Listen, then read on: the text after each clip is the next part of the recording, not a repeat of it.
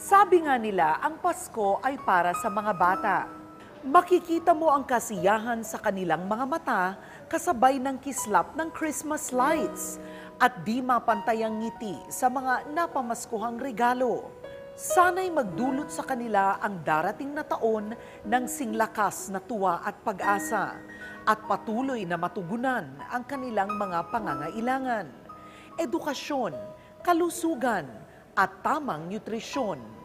Kami po ay patuloy na magiging inspirasyon para sa isang matatag at malakas na kinabukasan para sa ating mga anak.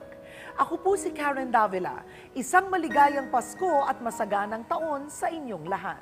Isang mensahe ng pag-asa mula Alactigro, lakas ng buto, lakas ng loob sa Alactigro at ABS-CBN News and Current Affairs. Panig sa katotohanan, panig sa bayan.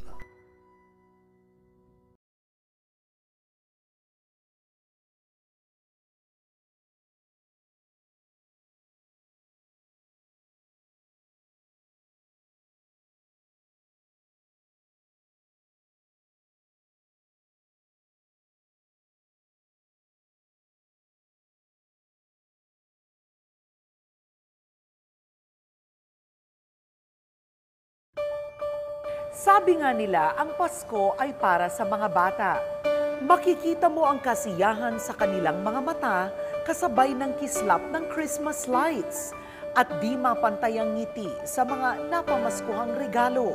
Sana'y magdulot sa kanila ang darating na taon ng singlakas na tuwa.